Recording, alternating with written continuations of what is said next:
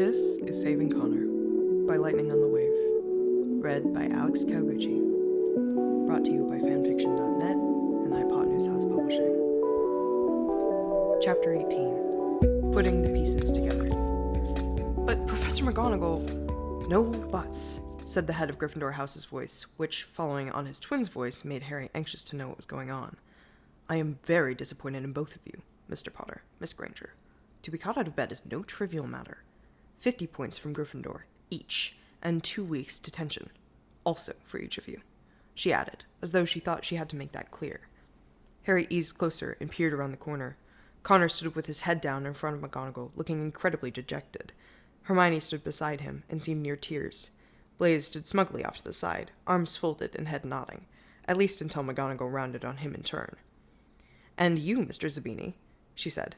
20 points from Slytherin for being out of bed after curfew, and you will serve a week's detention.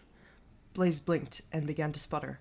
McGonagall swept past him, not bothering to listen to his objections, and down the corridor.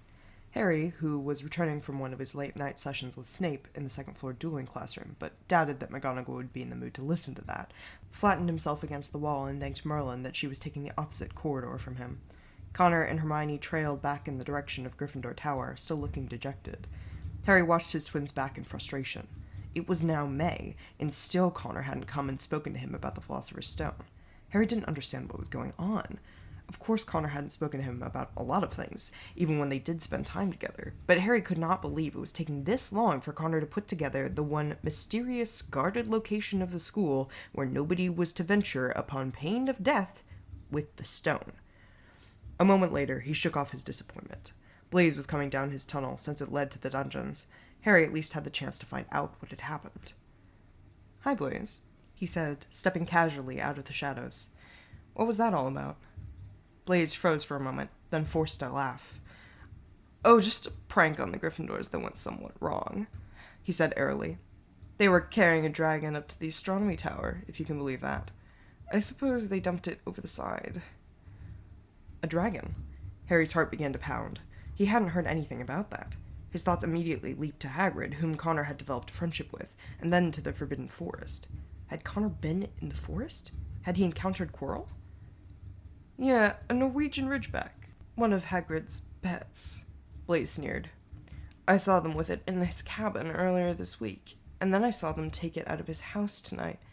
I thought I might earn some points for Slytherin if I told McGonagall about them being out after curfew." He scowled, but the old cat wasn't in the mood to be reasonable. "And what were you doing out of bed after curfew?" Harry asked. "Spying on the Gryffindors," Blaise retorted. "I just told you that." Harry raised an eyebrow, but didn't say anything, letting his doubting silence speak for him. Blaise scowled at him in turn and edged away. Harry studied his face carefully. Vince and Greg had always been too loyal to Draco to give Harry any trouble, and they shied off from teasing Connor because Draco did.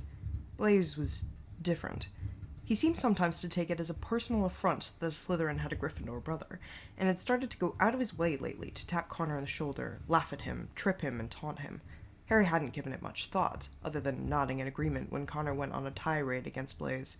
It was just normal house rivalry, just normal childishness. Wasn't it? "Why did you track them down in Hagrid's house and spy on them in the first place?" he asked, more quietly. Blaise gave his head an arrogant toss. "Because I wanted to know what they were doing, of course," he said. "That half-giant is a menace. I have no idea why Dumbledore keeps him on. Having a dragon in a wooden house? Honestly." Harry eyed him for a long moment and said no more. Blaise was already seeking to turn matters around from the expression on his face.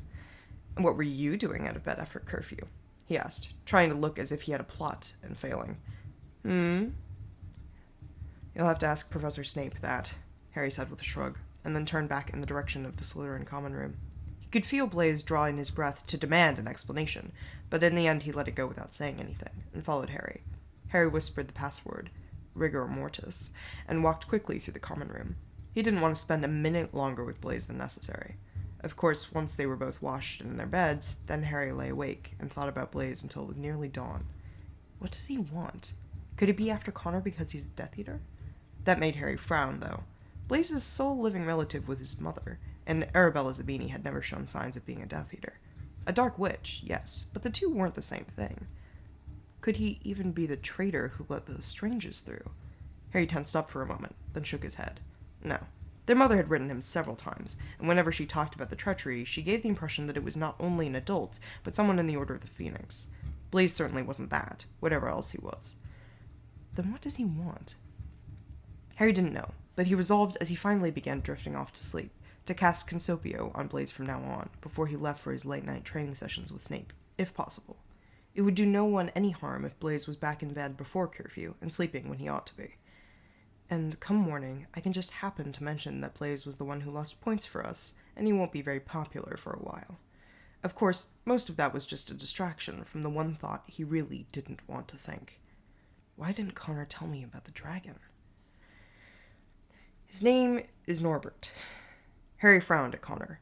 His brother had finally come to talk to him after Harry had sent a rather insistently worded invitation via Hedwig this morning, right before the Slytherin-Hufflepuff Quidditch match.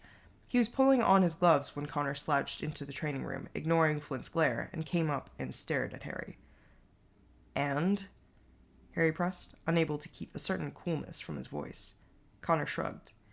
"And we gave him to Charlie Weasley, Ron's brother. He works with dragons in Romania. Norbert will be safe there." Harry let his breath out. This was the question he most wanted to ask, and it seemed that Connor wouldn't volunteer the information on his own. "Why didn't you tell me about it?" Connor jerked away from him, eyes wide and hair falling into them. He looked tired, Harry noticed, and one hand went up to rub his scar in what Harry was sure was an unconscious gesture. "Because I don't know if I can trust you," he said, loudly enough for everyone else to hear. "You've gone over all Slytherin, Harry." The rest of the team's preparations stopped. Harry closed his eyes in dread, knowing who would speak up next. "So what if he has?" drawled Marcus Flint, stepping forward. "We happen to like him that way." He was smiling, but his eyes were hard. Harry winced. He wouldn't put it past Flint to punch Connor in the ribs right here now. The Slytherin captain wasn't forgiving of anyone who tried to rattle his players before a game began, unless the rattling came from him. "It's just words, Flint," Harry said quickly. "He doesn't mean anything by it." "Yes, I bloody do, Harry." Connor stopped, their father's temper flaring in his eyes. "I do, and it's time I said it. You've gone too quiet. You hang out with Slytherins when you could come up to Gryffindor Tower. You smile at the most awful things they say, as if they were actually funny. You don't even care that they think less of you because you're a half-blood. That's disrespectful to Mum, not just you. You've changed, Harry, and I hate the person you're becoming." Harry shut his eyes, feeling as if he'd been punched. He'd had arguments with Connor before, but nothing this serious. And in that moment, he really would have renounced everything that made the Slytherins accept him. He wanted to beg his brother to forgive him. He'd been hurting Connor again, just as their mom had told him in his Christmas letter, and he hadn't made it right yet. And then, startlingly, abruptly, and unexpectedly, at least for him, his hurt changed to anger. Harry opened his eyes and saw Connor back away from him. Harry took a step nearer. He was shaking and couldn't seem to stop, any more than he could stop the words that flowed out of his mouth in the next moment. "I'm just trying to make the best of the situation, Connor. No, I wasn't happy when I got put in Slytherin, but it isn't all awful. Alright, I joke with them and spend time with them, but they're my housemates. I would spend more time with you if you seem to want to do it. You're barely happy any time I'm there. You'd rather talk to Ron and Hermione. I don't blame you for listening to them, for picking up their prejudices, but don't say that this is all my fault. It's partially yours, too." He was shouting by the end, which had never happened. Usually Connor got upset, and Harry stayed calm, asking for forgiveness when his brother had spent the initial flood of his temper. But now Harry's fists were clenched, and he saw Draco come to wish him good luck before the match, sag against the wall, one hand on his forehead and his face pale. Harry was glad that he didn't have his wand. He ignored the increasing temptation to use wandless magic. And he kept his gaze on his twin, long enough to see shock replace the anger in Connor's eyes, and the ashes replace the fire. "I didn't know you hated me that much, Harry," he whispered. Get out, Gryffindor." Flint's voice had gone deep and quiet as the growl of a huge dog. "I'm giving you 5 seconds to get out of here before I pound you flat, and that's only out of respect for your brother. 1, 2, 3. Connor turned and walked away. Harry watched him go and waited for the coolness of shock to crash down on him in turn. It didn't. He still felt angry, and the foremost impulse in him was to make Connor pay. Shutting his eyes, he tried his best to rein in his temper. He opened his eyes when Adrian Pusey, one of the team's other chasers, pounded him on the back. "That's more like it," Adrian said, his voice aglow. "Go out there and win. Show the bloody Gryffindors that they can't rattle you." Harry nodded back, smiled tightly, and then moved out of the changing room, leading the team onto the pitch. Slytherin beat Hufflepuff 410 to 190, and Harry had rarely exulted in catching the snitch so much. The celebration afterwards, and even the way the entire team shielded him on the way back to the dungeons, so that, Adrian explained, he wouldn't have to see any Gryffindors you don't want to see, weren't half bad either. All the while, Harry kept waiting for his anger at Connor to transmute to shame the way it would have any other time, and to feel the impulse to apologize to his twin. It never came. Harry had nothing to shut in the secret box of his thoughts that night, because he couldn't convince himself that his anger was unjustified. "So, Connor's too stubborn to come right out and ask you where the Philosopher's Stone is. But I'm not." Harry glanced up. Hermione Granger was standing next to the table he and Draco had found for studying in the library, her arms folded and her intimidating gaze boring into him. Harry almost smiled. Sometimes Gryffindor forthrightness was an advantage. From the blaze in his eyes, Draco didn't seem to think so. "Go away, Mudblood," he began. Harry said, "Draco," in the way he'd heard Narcissa Malfoy say it. Draco shut up and glowered down at his book. Harry leaned across the table to pat his shoulder. "I'll be right back," he said, and then stood and moved away from the table with Hermione, into the deep corners of the library, where they were less likely to be overheard. He did find himself craning his neck for a sight of Connor. It had been 2 weeks since their fight, and still his brother hadn't approached him, but Hermione seemed to have come alone. "Spill," Hermione said. Her arm still hadn't unfolded, and she had a look that would have put Lily's scolding face to shame. Harry inclined his head and admitted the truth. "The Philosopher's Stone is behind a certain door on the 3rd floor, being guarded by a giant dog of some kind." It was miraculous to watch the way Hermione's face changed as her racing brain put all the pieces together. A moment later, she muttered, "Stupid!" and slapped her forehead, which Harry had to admit was also gratifying in its own way. Then she frowned at him. "But if it's protected, then why did you want to warn us about it?" "Because I saw Professor Quirrell trying to get through the door a few times," said Harry. "He'd go in, talk to the dog, and then always come running out. Then Professor Snape warned him off. I don't think he ever did work out how to pass the dog, but—" "Oh, no," Hermione whispered, and her face had gone pale. "What?" Harry demanded, standing up fully. "Hagrid said... He said that the man who gave him Norbert was asking him about Fluffy," Hermione said. "That's the dog's name," she explained, when she caught Harry's blank stare. "Fluffy," Harry couldn't help but repeat. "Don't ask, it's Hagrid," said Hermione, as if that explained it all. And Harry supposed it probably did if one knew Hagrid. He determined to get to know the half-giant a bit better next year. "The man was cloaked, and Hagrid couldn't see his face, but he told him something about Fluffy being charmed by music. What if the cloaked man was Professor Quirrell, and he's going to try again now that he knows how to get past the dog?" Her face had flushed with hectic color now, and she looked as if she would run from the library and try to inform Professor Dumbledore immediately. Harry put out a restraining hand. "It's rather odd that he hasn't tried so far, don't you think?" he asked. Hermione reluctantly settled herself back against the bookcase. "Well, yes, but then why hasn't he?" "He's waiting for something, I think," said Harry, and frowned. "But I don't know what that something would be. Dumbledore's probably going to move the stone at the end of the year. The longer Quirrell waits, the more of a risk he runs." "Maybe there are other traps, too, and he doesn't know how to get past them," Hermione offered. "Or maybe there's another deadline approaching, something he wants to do first." Harry stiffened. "Hermione?" he asked. "Where's Connor right now?" "In Gryffindor Tower," she said, frowning at him. "As you would know if you'd bothered to come and talk to him at all in the last few weeks." "We had a fight," Harry said shortly. "But listen, is there any time when he might be alone, without you or Ron to protect him, out of reach of anything the professors can do?" Hermione closed her eyes and assumed an expression of intense concentration. Harry wouldn't be surprised to know she was rattling immense amounts of information around her head, seeking for the perfect answer. He knew she'd found it when her eyes flared wide again. "The detentions," she whispered. "Professor McGonagall said that Connor was going to serve detention with Hagrid in the Forbidden Forest next week. Something's been killing unicorns, and they want to find out what it is." Harry almost told her it was Quirrell, but checked himself. Quite apart from the inevitable questions he'd have to answer about why he hadn't told Dumbledore yet, Hermione would go running for the headmaster, and then Connor would be pulled off the detention, and Quirrell would wait for another time to strike. Just as with the Quidditch game, Harry thought. It was better to know when and where Connor's life would be in danger rather than rush around it. He thought for a fleeting moment that that was Slytherin. And so, was his next thought. "All right," he said. "I'll be with him there, Hermione." "But you don't have detention," she pointed out, frowning at him. "I know," said Harry. "I'll sneak along. Professor Quirrell won't know I'm there. And don't tell Connor either, or he'll try to do something stubborn and stupid," he added. Hermione sighed, made a few half-hearted protests, and then agreed.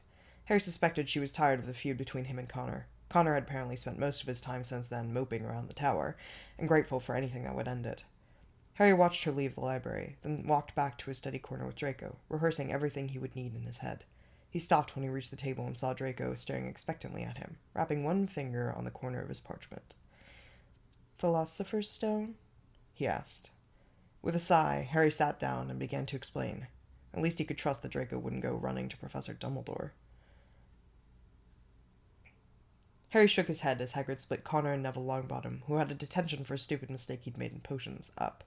Both of them were to fire red sparks into the air from their wands if they ran into anything dangerous, and green sparks if they found the person who'd been killing unicorns. Except that Hagrid called it a creature, of course. Hagrid was going with Neville, and leaving his big dog, Fang, with Connor. Harry waited until the sound of Hagrid's crashing had faded into the bushes, then stepped out of his hiding place and walked along beside Connor. Connor was so caught up in his misery that he didn't notice Harry at first, and then he turned around and cast him an ugly expression in the light of the lantern he was carrying. His other hand gripped his wand. "What do you want, Slytherin?" he asked. "For you to stop acting like an idiot," Harry replied, falling into step with him and brushing a trailing vine out of the way. "It's been nearly a month since we fought, Connor.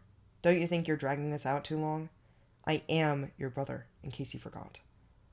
His own hand was in his pocket, on his own wand, and he warily watched the bushes. So far, there was no sign of Professor Quirrell, and Fang hadn't given any warnings, but Harry was not sure how far he trusted the dog's nose. He would trust his own magical senses more. They weren't picking up anything either, though. "I didn't forget," said Connor, his face twisted with anger and hurt and broken shards of pride. "That's why it hurts so much. Why did you abandon me, Harry? We're supposed to be twins, best friends forever. We're not supposed to argue and jostle each other like we've done. Look at Fred and George Weasley. I've never seen them have a fight." "They're in the same house," Harry said. Connor turned away from him. "So you're going to let that matter more than our blood relationship?" "No, or I would be in my bedroom right now," Harry said, and brushed away another vine. The trees rustled and creaked in a wind too high for them to feel. The lantern lit the path ahead better than a Luma spell would, which Harry was grateful for. "I came out here when I didn't have to, when I knew it'd be hard for you to run, Connor, so we could talk." "Hermione told me about the Philosopher's Stone," said Connor. "That you knew right where it was all along." "Yes," Harry admitted. "And I wanted you to be the one to discover it, and bring the news to Professor Dumbledore. I thought that would make you feel important, special, happy. You'd be able to claim a victory as truly your own and start taking your place as a leader." "But it would have been you buying me the victory again," said Connor, his words grinding in more pain. "I don't want that, Harry." Harry turned and caught his brother's arm, spinning Connor to face him. Connor glared at him in the lantern's light. He had the beginnings of tears in his eyes, and he brushed angrily at the tears with the back of his hand that held his wand. "Then decide what you do want," Harry said quietly. "The reason I've been working so hard for you, Connor, is that I want you to be the leader. I want you to be the boy who lived. I want people to look up to you. It hasn't happened so far. Ron and Hermione like you, but the Slytherins think you're a git, and the Ravenclaws and Hufflepuffs think about you only when you do something spectacular, like the Troll or the Lestranges." He saw Connor wince and close his eyes. "It's going to take more than that. I thought pushing you into it subtly would do the trick, but it didn't. So, tell me what you want.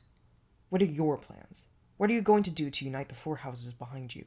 Woo the pureblood wizards. Make everyone trust that you have the confidence and the strength to take on the Dark Lord. Win allies among the magical creatures. Why should I have to do all that? Connor protested. I defeated Voldemort when I was a baby. I know more now. I should just have to face him again, and he'll be destroyed completely. Harry sighed. I think it will take more than that, Connor. Why should it? Connor stepped away from him and traced his scar with the edge of his wand. This is what it means to be the boy who lived. I have this scar, and that's all I really need. Harry felt his heart melt with pity, and so melt the last of his anger. He and Lily had done no favors by keeping Connor so blind. He really should have learned about politics in the wizarding world from the time he could walk, even if his love was essential to defeating Voldemort. Their mother had found a way to teach Harry in secrecy, under their father's nose, and Sirius's and Remus's. She could have found a way to convince Connor of the truth without taking away his purity. Connor, he started, meaning to apologize. Another vine dropped from the trees above them just then, and curled around Connor's neck. He let out a startled cry and dropped the lantern. Harry scooped it up and held it frantically higher, ready to shoot off red sparks to let Hagrid know they were in danger. It wasn't a vine that dropped out of the trees in the wake of that snatch, but a huge snake, whom Harry could almost imagine was laughing at them instead of hissing. She wound a portion of her body tight around Connor and then took off into the forest, bearing him with her. Harry shouted and fired an incendio at her tail, but missed, so quickly did she slither.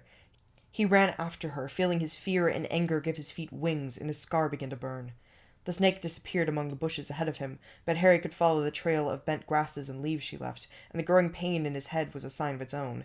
It wasn't long before he made out the snake coming into a clearing where a cloaked figure waited. The snake dumped Connor at its feet, and then slithered behind her master, still making that hiss that sounded like laughter. Snarling, Harry grabbed his wand and stepped free of the bushes. So... It wasn't Quirrell's voice speaking, but that cold one, which Harry had heard once before. It made his scar flare like fire, and Connor stirred and gave a weak moan as though his scar was also paining him. Harry Potter, at last. The figure bent over Connor. And the boy who lived, who will shortly be the boy who died. I have waited so long for this moment. Harry gathered himself and sprang into battle. Thank you for joining us for Chapter 18, Putting the Pieces Together. Come back next time for Chapter 19, the second to last chapter, The Boy Who Lived.